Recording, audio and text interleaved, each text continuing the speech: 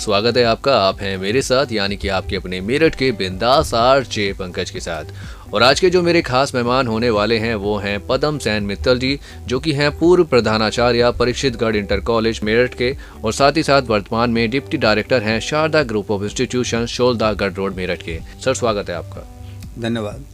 Sir शुरुआत करते हैं और जानते हैं आपकी शुरुआती शिक्षा आपने कहाँ से प्राप्त की, बताइए हमें। देखिए, बहुत लंबा इतिहास है। मैं सरधना तहसील के ग्राम कपसाड़ में पैदा हुआ और बेसिक शिक्षा वहीं प्राइमरी स्कूल में हुई, और उसके बाद जूनियर हाई स्कूल तक दादरी गांव होता है सकोती के पास, वहाँ लगभग 20 गांव के बच्चे आते थे, वहीं मैंने किया।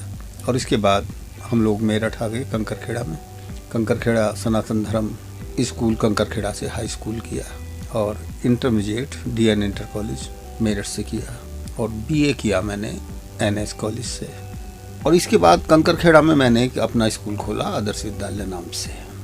शादी हो गई, पत्नी भी मेरी गवर्नमेंट टीचर शादी से पहले ही थी। और इसके बाद मैं वो भमोरी थी सरधना के पास, तो मैं उधर ही चला गया और मैंने BTC में सरधना एडमिशन लिया और BTC किया 1972 में। और इसके बाद मैं जनता जूनियर हाई स्कूल कपसाड़ में हेड मास्टर हो गए। 73 तक वहाँ रहा, और 73 में मैं B.Ed किया रीवा विश्वविद्यालय से मध्य प्रदेश से, और 74 में जनता पूर्व माध्यमिक विद्यालय खेड़ी राजपूतान जिला मुजफ्फरनगर पड़ता है, वहाँ मैं हेड मास्टर हुआ। और 1980 तक यानी कि 6 साल हेड मास्टर रहा जूनियर हाई स्कूल में। और इसके बाद परीक्षितगढ़ उच्चतर माध्यमिक विद्यालय, उस समय कक्षा 10 तक का था, आदरणीय पूर्व शिक्षा मंत्री और वित्त मंत्री कैलाश प्रकाश जी उसके प्रेसिडेंट थे, और रतनलाल गर्ग स्वतंत्रता सेनानी प्रबंधक थे। उनके कॉलेज में मुझे प्रधानाचार्य के रूप में नियुक्ति मिली। इस बीच में मैंने MA किया अर्थशास्त्र से, और मुझे वहाँ नियुक्ति मिली 1980 में। और 1980 से 2013 तक अनवर 33 साल मैं इंटर कॉलेज भी कराया फिर इसके बाद, और प्रधानाचार्य रहा। और प्रभु की कृपा से और पूरे समाज के सहयोग से मुझे राज्य पुरस्कार, राज्य शिक्षक पुरस्कार 2008 प्राप्त हुआ।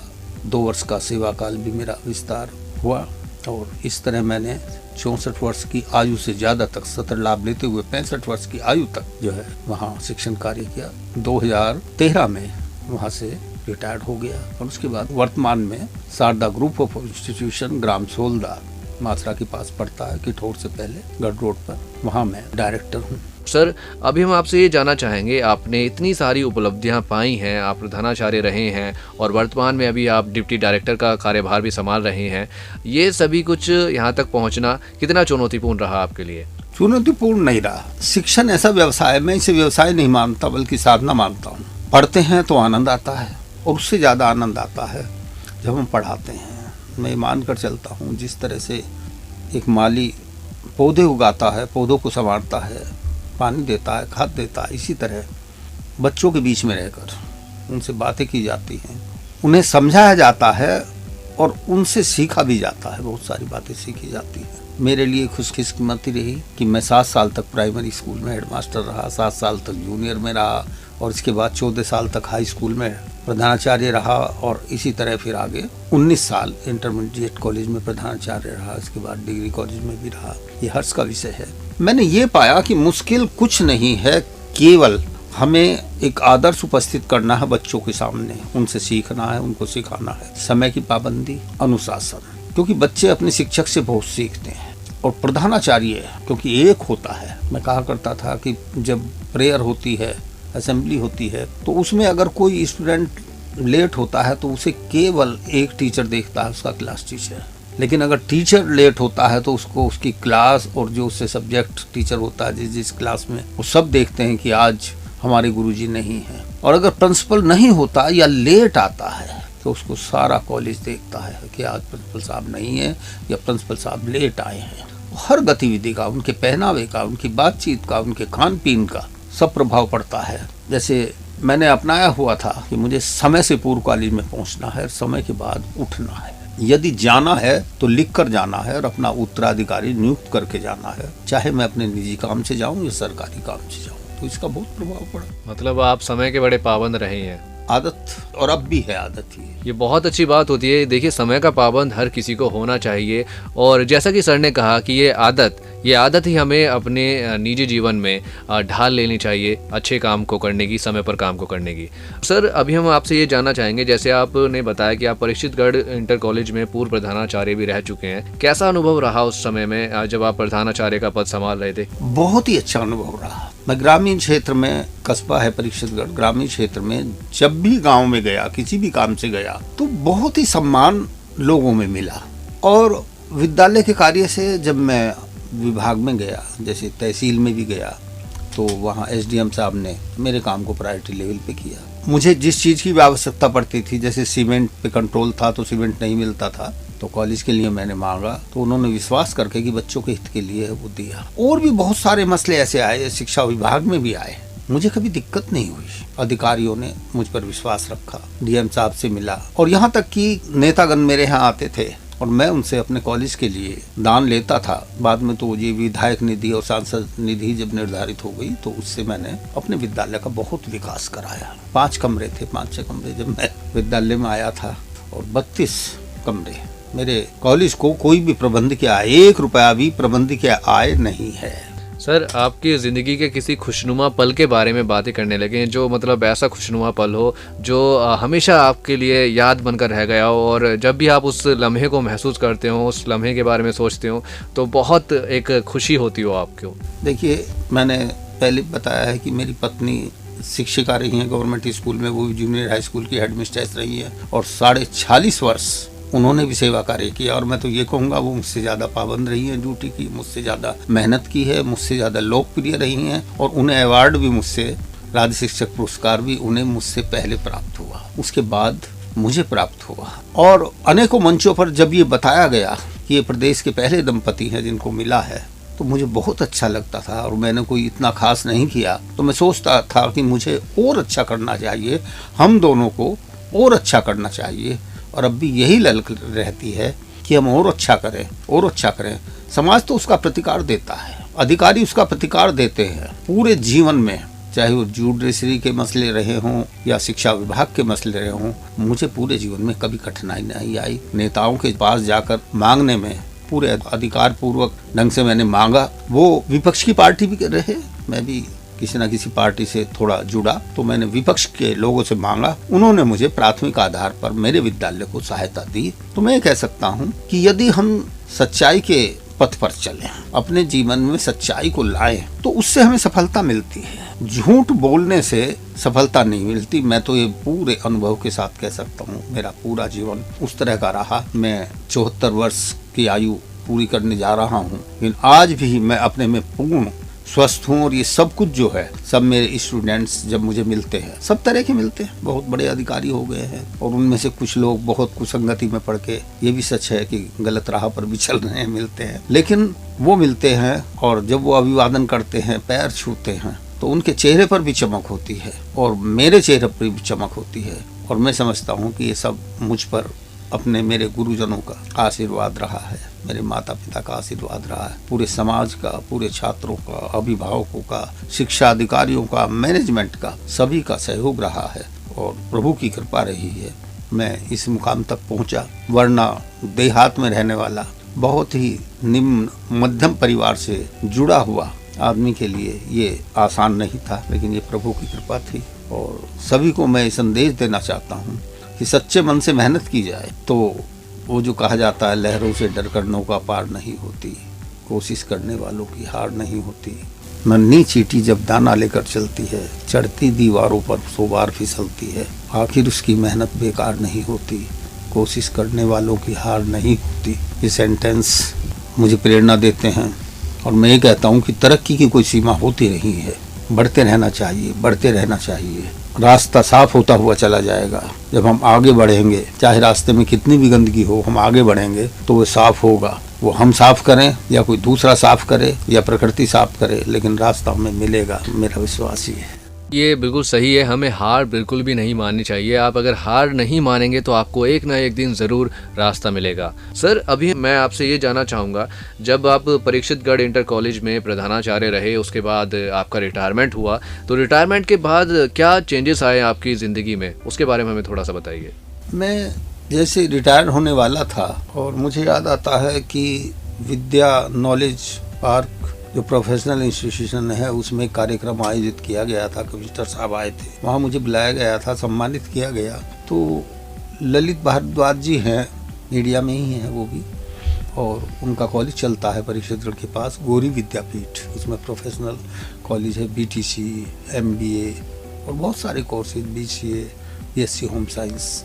वो मुझसे कहने लगे कि आप हमारे कॉलेज में थोड़ा समय दीजिएगा। मैंने कहा भाई मैं तो पेंशन होल्डर हूँ, मुझे तो कोई ज़रूरत उस तरह की नहीं है। कहने लगे नहीं, आप कभी भी आए, कभी भी जाएं, सप्ताह में 1-2 दिन आए। तो फिर कमिश्नर साहब से भी उन्होंने कहा, कमिश्नर साहब ने मुझे कहा भाई जाने में दिक्कत नहीं है मित्तल साहब, आपको भी ठीक रहेगा और इनको भी ठीक रहेगा। तो मैंने कहा मानते हुए मैं कॉलेज में गया तो मैंने और ताजगी महसूस की, क्योंकि BTC को मैंने खास कर देखा। और पहले जब मैंने BTC की थी तब तो हाई स्कूल मिनिमम क्वालिफिकेशन थी BTC के एडमिशन के लिए, लेकिन अब तो ग्रेजुएशन है। तो सब युवा और युवतियाँ एडमिशन ले रहे थे, उनको कभी कभी पीरियड लेके समझाना, बताना कि हमें शिक्षक बनना है, आदर्श शिक्षक बनना है, हमें क्या क्या गुण होना चाहिए, हमें क्या क्या सीखना चाहिए। बच्चे हमसे कुछ भी प्रश्न कर सकते हैं, हमें किस तरह से उनको जवाब देना है, क्या करना है, किस किस तरह की हमें नॉलेज प्राप्त करनी चाहिए, सब्जेक्ट के अलग भी हमको क्या मालूम होना चाहिए। तो इस तरह ये सब कुछ चला। खैर, इसके बाद भी मेरे पास बहुत लोग आते रहे। कृष्णा अंजना स्कूल वाले आए, बहुत कुछ आमंत्रित करने लगे कि आप आइएगा। तो इस तरह से मैं साल 2-2 साल जब शुरुआत होती थी कॉलेज की, मेरे पास आते रहे। और मैं रॉकलैंड में भी काफ़ी समय डिप्टी डायरेक्टर रहा। नया स्कूल परीक्षितगढ़ में रॉकलैंड खुला है, वो भी 12th क्लास तक है।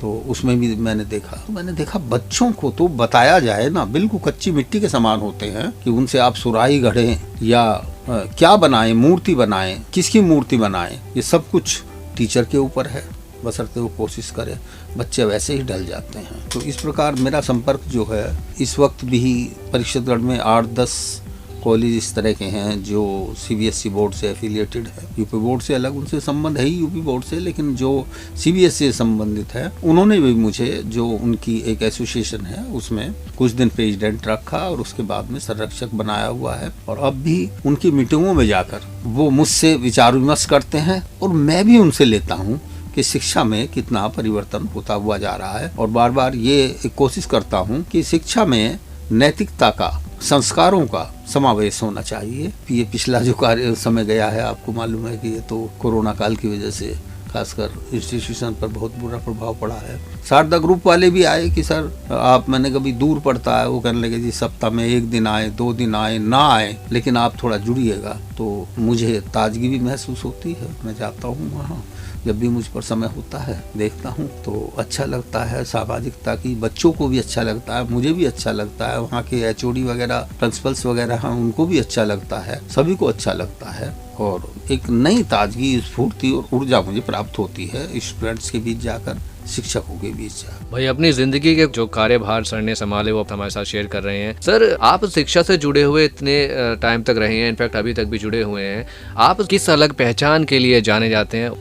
देखिए, मैंने ये देखा कि जब हम लोग परीक्षा दिया करते थे तो परीक्षा का बहुत ही भय होता था और निरीक्षक हमारे पास से गुजरता था क्लासरूम में जब परीक्षा होती थी तो हम बहुत घबराते थे, नकल करने की हिम्मत नहीं होती थी। लेकिन इसके बाद एक दौर आया कि जब भारी मात्रा में हमारे प्रदेश में नकल हुई, कहीं कम हुई, कहीं ज़्यादा, मेरठ भी से अछूता नहीं रहा और वो बहुत ज़्यादा स्तर पर होने लगी। शिक्षक, यहाँ तक कि प्रधानाचार्य और दूसरे लोग भी जो है, अभिभावक, यानी कि जो ड्यूटी पर होते थे कक्ष शिक्षक, वो बजाय नकल रोकने के नकल में ही संलिप्त रहते थे। खैर, मेरा केंद्र नहीं बनता था, लेकिन अचानक जो है मेरा केंद्र बना। और उस समय एक बात बड़ी कठिनाई की थी कि मेरे कॉलेज की 4 दीवारी ही नहीं थी, जंगल में कॉलेज और कक्ष भी बहुत ज़्यादा संख्या में नहीं थे और बहुत बड़ा केंद्र बना दिया गया। पहला केंद्र था। और मैं तो भाई पतला दुबला, कद भी बहुत मेरा छोटा है, शिक्षक भी बहुत कम थे, उतने ज़्यादा नहीं थे। और क्योंकि मैं सख्त था तो मेरे यहाँ ड्यूटी पे आने को भी तैयार नहीं थे। मैंने बहुत निवेदन किया डीआईएस साहब से, लेकिन वो नहीं माने कि चलाना ही पड़ेगा। और मैंने कहा संख्या घटा दीजिएगा, कहने लगे नहीं घटेगी। बहरहाल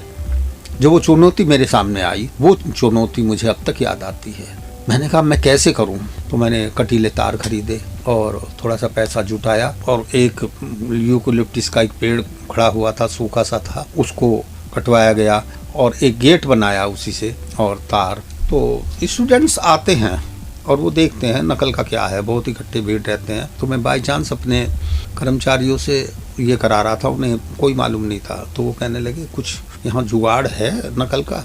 मैंने कहा भाई जुगाड़ तो नहीं है, बताओ हमें भी। मैंने अपने को ये साबित नहीं किया, मैं ऐसा हो गया जैसे मैं भी अभिभावक या कुछ हूँ। तो वो कहने लगे हम कोशिश करेंगे पूरी, पैसा वैसा देंगे और होगा।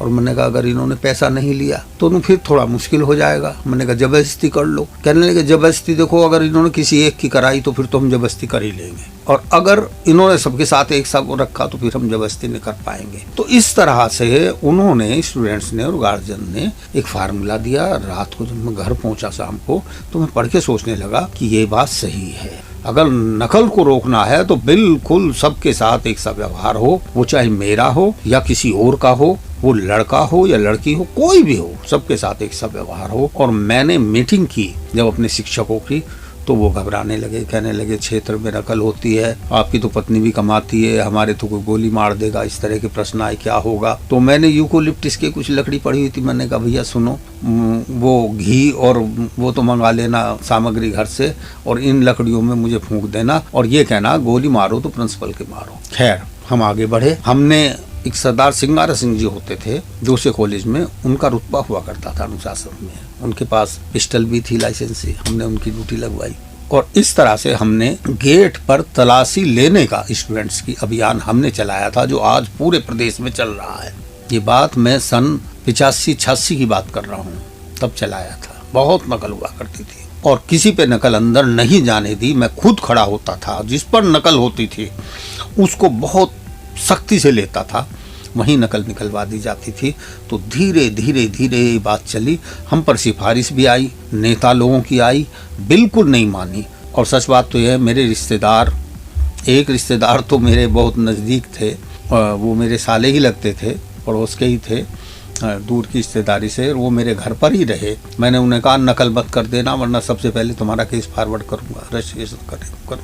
उन्होंने नकल नहीं की, 2 साल फेल हुए, रिश्तेदारी में फर्क पड़ गया। तो उसके बाद लोगों ने मुझसे सिफारिश भी करनी बंद कर दी, क्योंकि जो सिफारिश करता था मैं उसकी ही तलाशी ज्यादा लेता था, उस पर ही ज्यादा सख्ती करता था। इस तरह से 2-3 साल में ये आलम हो गया कि हमारे यहाँ से लोग अपना परीक्षा केंद्र बनवाते हुए बहुत डरते थे।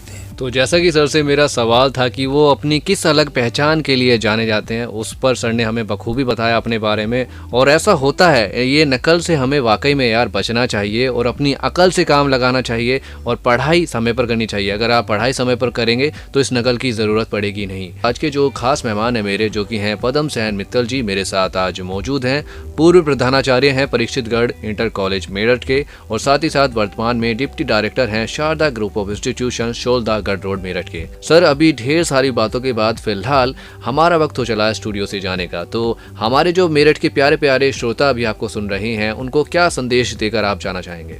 मैं ये कहना चाहूँगा, अगर मेरी बात को बच्चे सुन रहे हैं तो उन्हें अपनी शिक्षा में ध्यान लगाना चाहिए और खुश होकर लगाना चाहिए। गार्जियन सुन रहे हैं तो बच्चों की शिक्षा पर पूरा ध्यान देना चाहिए।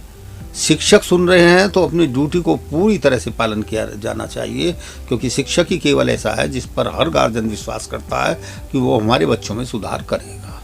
हमें अपने दायित्व को शिक्षकों को पूरा करना चाहिए। देश को सुधारने के लिए शिक्षा को सुधारना बड़ा आवश्यक है और सरकार को भी शिक्षा नीतियों में परिवर्तन करते हुए अधिक से अधिक सुधार करने चाहिए। हम आगे बढ़ेंगे और आगे बढ़ेंगे, इस विश्वास के साथ आपका बहुत बहुत धन्यवाद। ये बहुत अच्छा संदेश सर ने दिया। इसी के साथ ही साथ मैं भी आपसे कुछ बातें हर बार कहकर जाता हूं कि आप अपना ख्याल रखिए, अपने आसपास पेड़ पौधे लगाइए, हरियाली फैलाइए, पानी को बचाइए। घर से जब भी निकलते हैं 2 व्हीलर से प्लीज़ हेलमेट लगाइए, 4 व्हीलर से जाते हैं सीट बेल्ट लगाइए। इसी के साथ अपने चेहरे की स्माइल को बरकरार रखिए।